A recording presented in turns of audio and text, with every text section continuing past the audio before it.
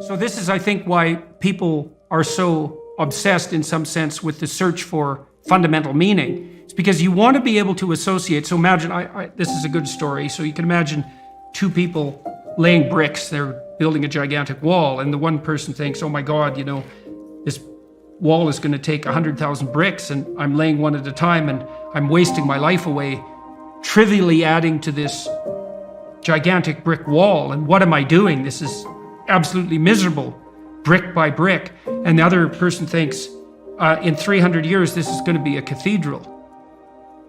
And so the person in the second state is doing exactly the same thing at a local level, laying bricks, but each brick is related to a very high goal. And that means the reward that's attendant upon the laying of the brick is proportional to the goal, to the to the aim of the entire behavioral process. And so it seems to me, so if you're aimless and goalless, and I know you've done some work on goal setting, if you're aimless and goalless, then you can't elicit any positive emotion.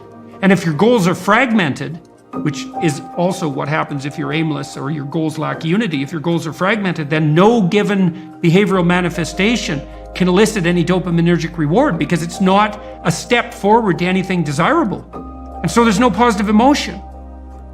And so you can't learn. Well, according to your account, I didn't know that. See, I didn't know that when you put yourself in a state of apprehension in relationship to a valued goal, that your neuroplasticity improves and you can learn better. That's very, very cool. So, because I just developed this app for writing called Essay, and one of the things we do is we tell people that when they sit down to write an essay, that's the most important thing you have to do is you have to have a question in mind that you regard finding the answer to as worthwhile. Otherwise, the whole exercise is a lie. So even if you're assigned a topic, you have to find something within the topic that grips you and provides you with the motivation that's appropriate to move forward with the essay, with the attempt. And it is a lie otherwise. You're wasting your words. You're engaging in futile activity. And you're going to write something dull and terrible, and it's going to frustrate you and bore you while you're doing it. And that's because your own nervous system is telling you that you're participating in something that you have no belief in. And so, but if you're gripped by the questions, like, God, I really want to answer this question, it's like, well, you're in a perfect condition to begin to write an intelligible essay because you actually want the answer. And then the writing exercise is going to be gripping because you're grappling with a real mystery. And that's so cool. If doing that also puts you in a state where you're much more likely to learn, which makes sense, right? Because if you're doing something important and you seem to be moving forward, that's a really good time to learn.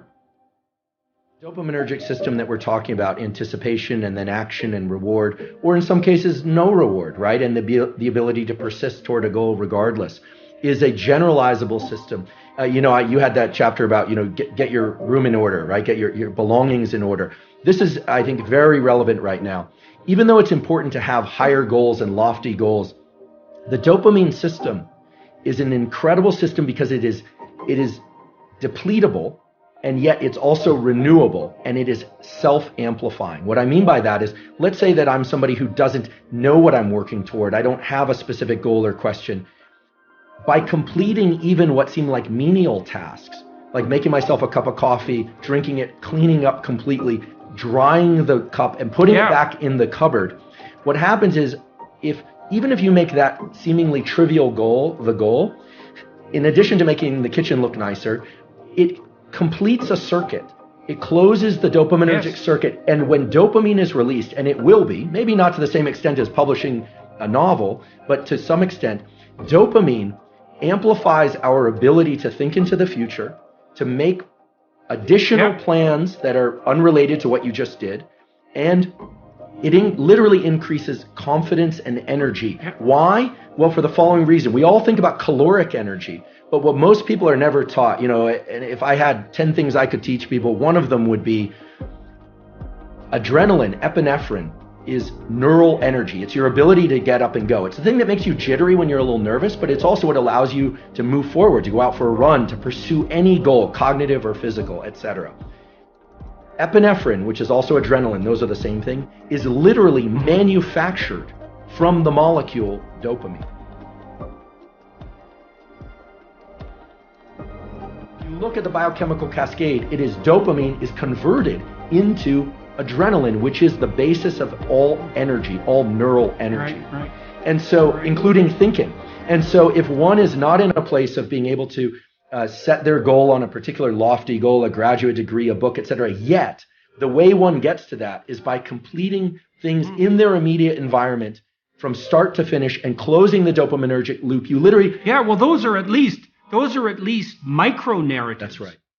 Right? So they're not integrated across a long span of time, but they're not nothing. And so one of the things, well, I did write about this in my first book, particularly about putting your house in perfect order. It's like, well, if you're lost, one of the things you can do is look around and see what direction you could take locally, is fix something. And I used to tell my clients, this is a very good thing to know. Find something that you could do that would make things better that you would do. And there's a humility in that too, because especially if you're in a low energy state, it's like, oh my God, I don't have enough energy to make dinner. It's like, do you have enough energy to put a fork on the table? And sometimes people are so depressed that that's really all they can do. It's like, can you take a small step forward, no matter how small that is? And so I knew that adrenaline was a byproduct or down the biochemical chain from dopamine, but I didn't get the significance of that fully. So basically what you're saying is that if you implement a micro routine, even something like washing a cup and putting it back in the shelf, and that's a good thing because you have a shelf and there's cups on it, you've already decided that's an appropriate way to live, is to have your coffee cups on a shelf. If you go ahead with cleaning out the cup and putting it on the shelf, then you've taken steps towards a valuable micro goal. You get a dopamine kick from that. That transforms itself into adrenaline and energizes you. So that's partly the reason that it has an antidepressant effect. That's right. And then you can lean into another behavior. I mean, some of the more successful classes of antidepressants, again, not for everybody, are the ones of the dopaminergic, adrenalinergic variety, right? Things like bupropion, as opposed to, there's a lot of debate about SSRIs. They tap into a different system. You asked about gene expression changes. There's neuroplasticity, which is on the short scale. Completion of an even trivial task like the putting away of the cup will give you more dopamine, which gives you more adrenaline, which in this analogy of either being back on one's heels, flat-footed, or forward center of mass, regardless of where one is starting out, let's say depressed is back on one's heels, it's going to tilt you forward a little bit. And then it's a question of what you do with it. So the cognitive appraisal is critical because, again, with the prefrontal cortex being so critical in establishing which of these loops gets repeated, the cognitive appraisal is critical. I'm somebody who can get things done, even if they're small. Take another cognitive appraisal there too, which is small things are not small. That's right.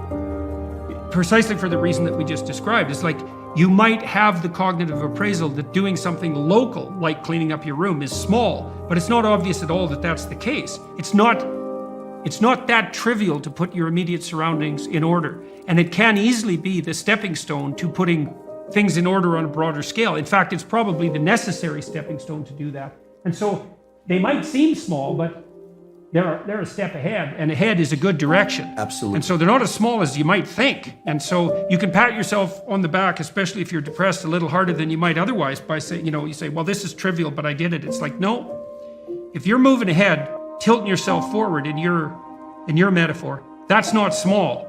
You just keep doing that, you're going to get out of this paralyzed or retreat mode. And then God only knows what you're going to be able to do.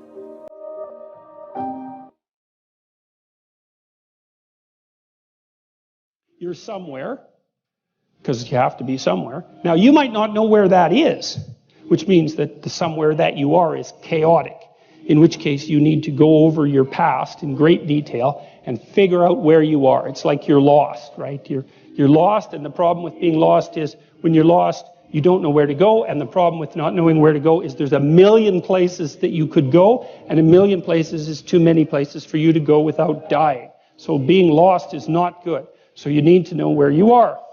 And people are often loath to do that because they actually don't want to know, because they'd rather be spread out in a sort of half-blind manner in the fog, hoping that the place that they're at is better than it really is, and deluding themselves by remaining vague, than to figure out, I'm right here, right now, with these specific problems.